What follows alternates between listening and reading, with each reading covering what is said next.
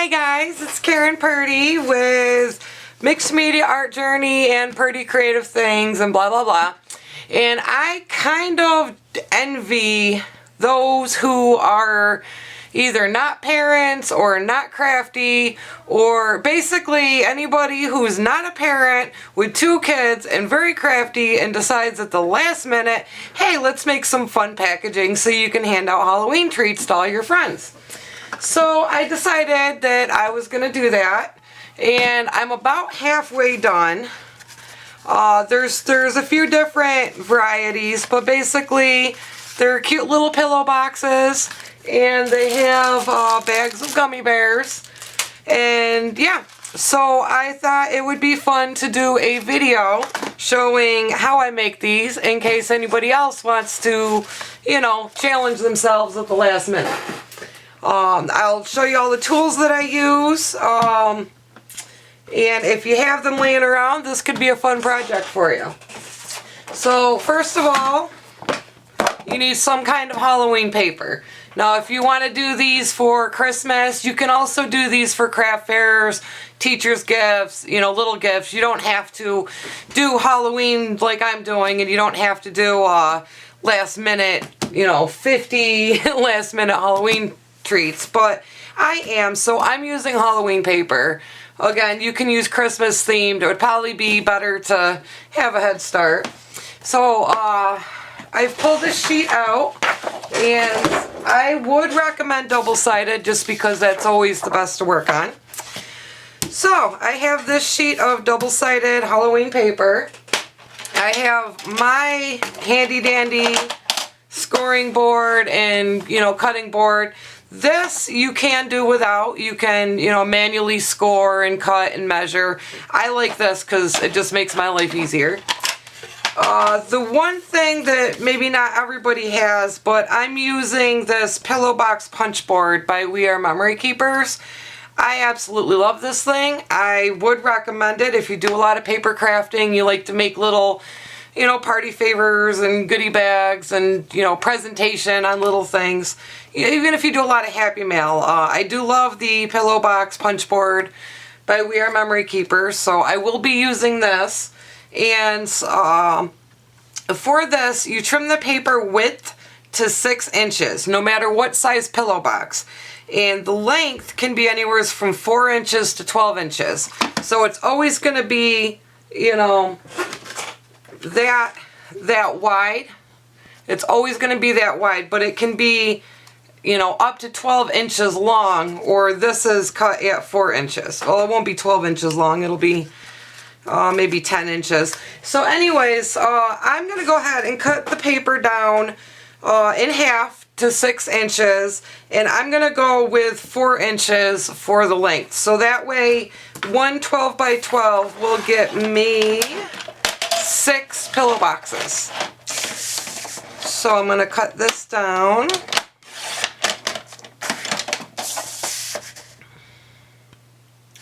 And then each half I cut at 4 inches. 1, 2,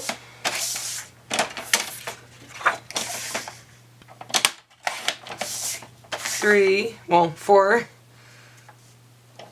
5, and 6. Okay, and I actually need 12 more, so I'm gonna go ahead and grab another sheet of paper to cut. And let's go with this one.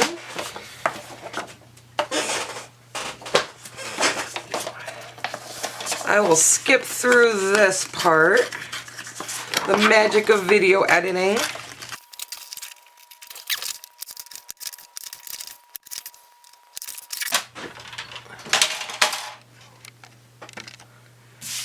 Okay, so now I have 12 pieces of paper, and they measure 6 inches by 4 inches. And I'm going to pull out my pillow punch board, and I'll show you how easy this thing is to use. You're always going to take the long side, it's not always going to be the long side. You're always going to take the 6-inch side, and you're going to start, there's a line right here in the middle, and you're going to use that as your starting point by lining the edge up with that. And, you know, as always, you're going to punch. And there's two places where you score. The first is easy to see. It's this line right here. You're just going to score like that.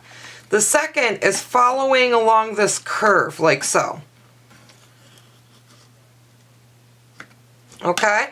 And then all you're going to do is slide this down to the end, and you're going to see the curve kind of fit snugly right in there. And there's a line in the middle that you're going to line up to your last score mark. So you're all set to punch and score. See? Piece of cake. And then one last time, you're going to slide this down so it fits snug and the score line lines up. And you're going to punch. And you're just going to score that little bit right there.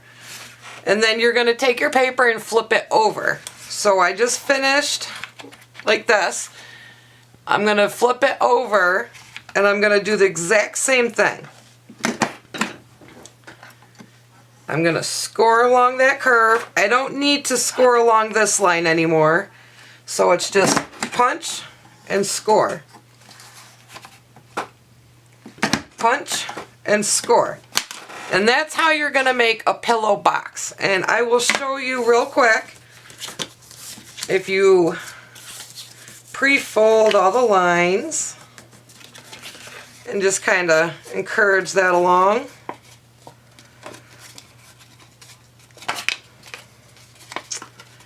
On this little tab right here, you're going to take your scissors and you're going to just cut along that score line right there. Just cut that off the tab like so.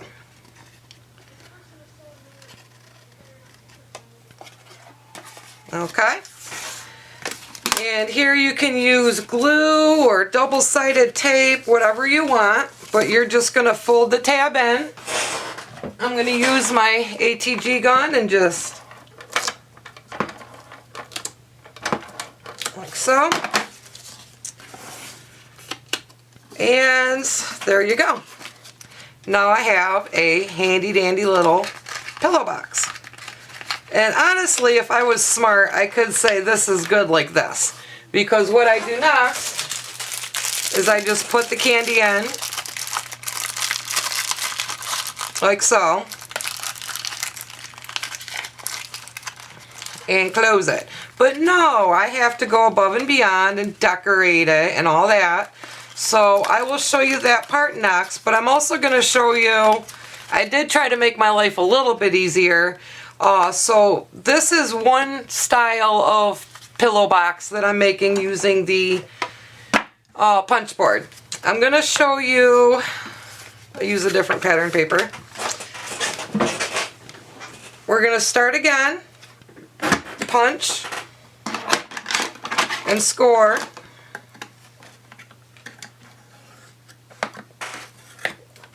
Move it over, punch and score. Move it over, punch and score. So now when I flip this over, this is what I'm doing different, is I'm going to punch and I'm not going to score. I'm going to slide it over, punch, not going to score, and just punch. So basically on one side, I'm not scoring the curve mark. And I'll show you why. We're going to fold these up.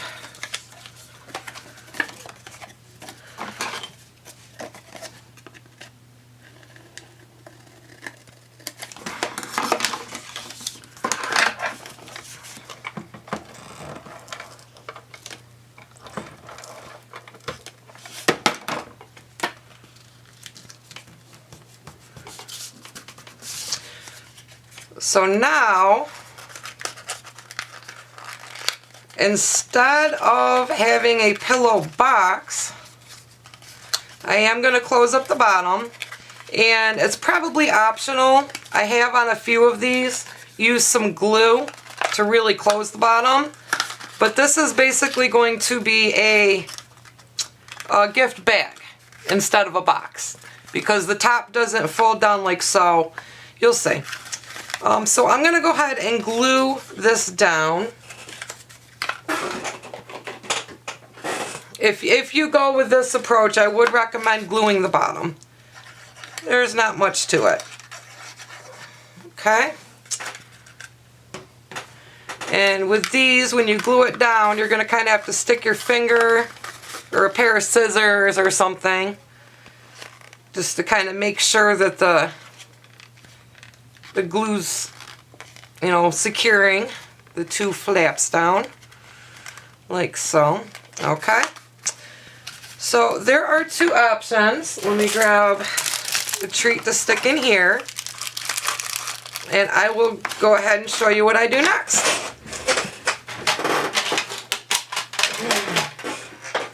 You're also going to need some kind of Halloween stamp. I am using this set of Halloween stamp by Hampton Art.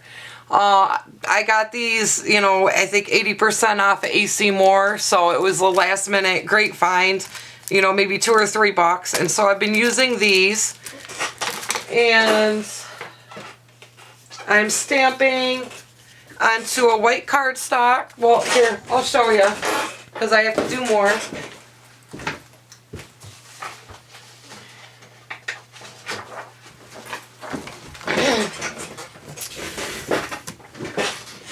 Okay, so here I've got my white cardstock, and I'm going to pick a stamp. Again, you don't need to have the exact same stamps that I'm using. Any stamp that fits your theme will do. This is just about decoration. So I've used the skull, I've used the trick-or-treat cat. I do not like spiders, so I'm going to go with the skeleton that says spooky. Okay. Stick that on your acrylic block, ink it up. And this is a new stamp, so I'm going to really want to ink it good. The first one's, you know, just like with pancakes, the first one's always a practice round, right? Okay. Ah, look at that. I got ink on the back. That's okay. Flip it over.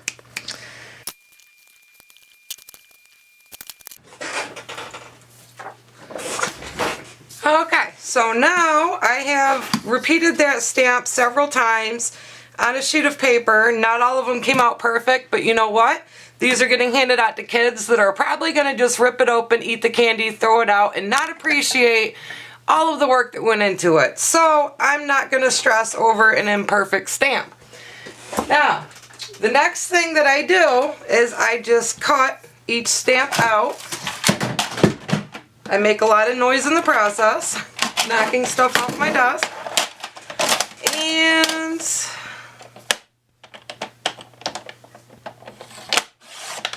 I start with these, because of the shape, I can easily cut them into strips. And for me, that just makes it easier. Like so. And then I will just cut each one out.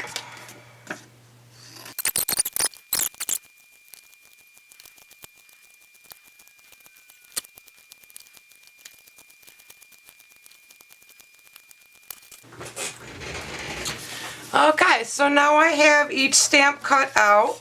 In your case, if you have run them through a die machine, once you have them all out in front of you, then I just want to add some color and make these look a little bit prettier. So,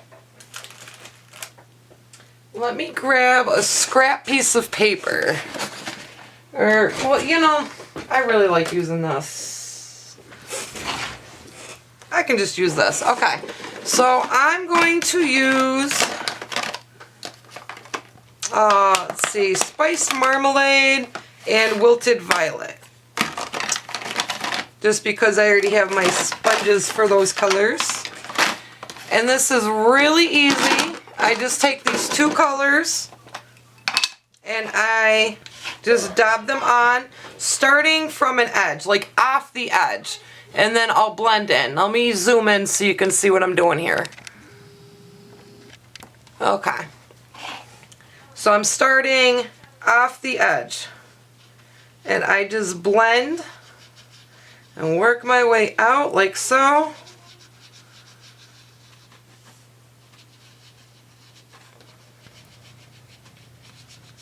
Just like so. Now I could leave it just one color, or I could come in and add another color. You can do the same. If you're using little figures, you can take your Copics and color them in. You know, there's a lot of different ways to do that, but really the next step is to just add color and make your stamped images look more complete. And it doesn't have to be a long, complicated process. This is really all that I do, just like that. One last thing, because these are the oxides, I'm going to take my spray bottle and I'm just going to very carefully drop some water on, and then I'm going to set it aside and let it dry. I'm going to go ahead and finish the rest of these, and then I'll come back.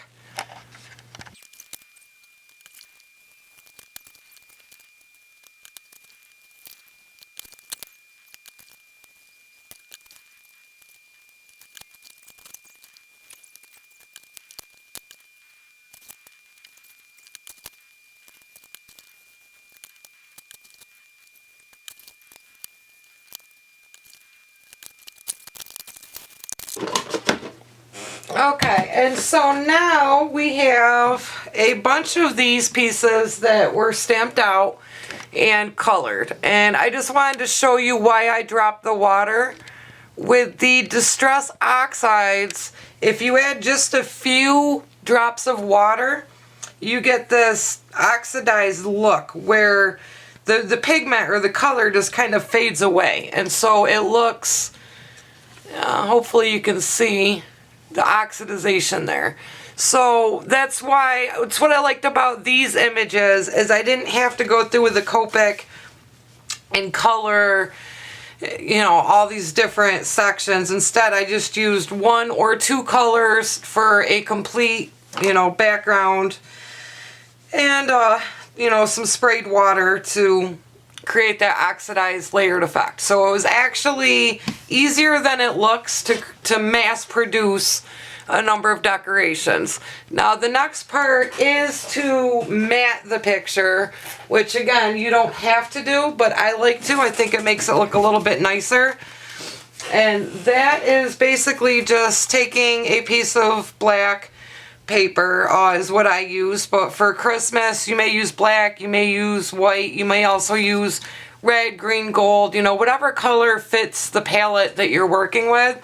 But for this one I just went with black, and I just cut it, say, about 1/8 to 1/4 inch bigger than the size of the stamped image.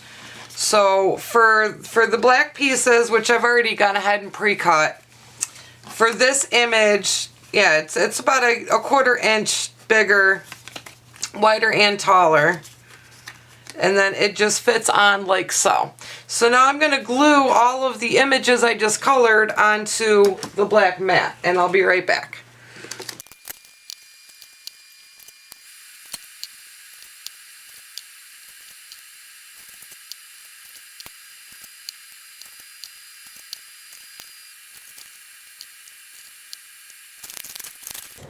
Okay, now the hard part is over. The last thing you're going to need is some kind of twine or jute or ribbon, something to, you know, attach your decoration to your bag or your box.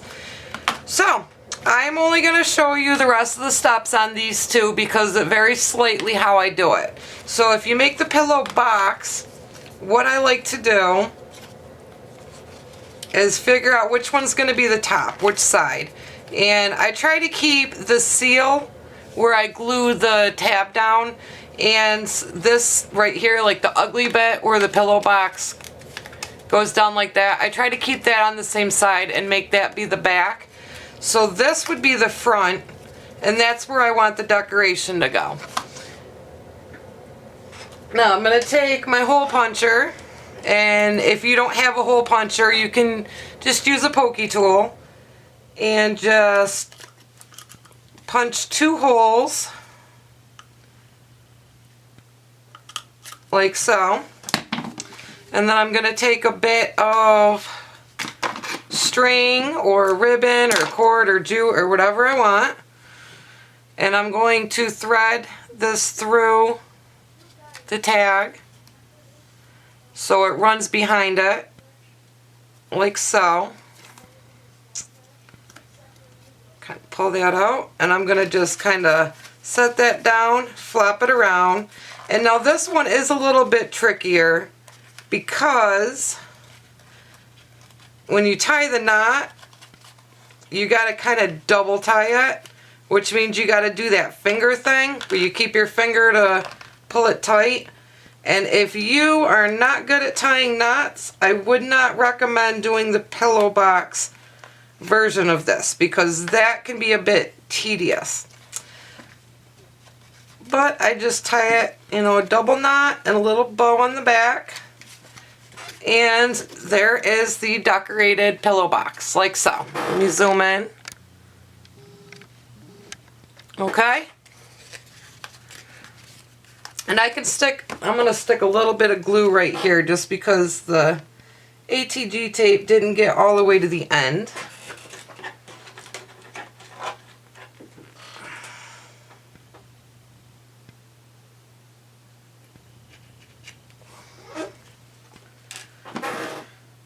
Just gonna kind of glue that down like so. Make sure that, just so it looks a little bit prettier. That's upside down. There we go. Okay, so that is the finished pillow box. Now for the pillow bag, or the gift bag made using the pillow box punch, and again, you can make these as tall as you want. You know, they don't have to be this short. But for the size I did, this is just right. So, again, I'm going to take my pillow. I'm going to take my hole punch, and I'm just going to punch a hole like so. And I'm going to take one of my tags, and I'm going to punch a hole like so. And same thing, I'm just going to take some string. I'm not measuring it, I'm just taking some string, however much or little I feel comfortable with. You need enough to tie it in a bow, but you don't want too much that you have a lot of excess that you end up cutting and tossing. And then you just thread it through that so that kind of drops in the front. And see, I broke my rule actually. I put that on the back. I want the front to be the side where that's not sticking out from the bottom. So I'm going to thread this again so it drops in the front like so. And then this one again, you're tying into a bow, but you don't have to worry so much about holding it with your finger. It'll stay a little bit better. It's not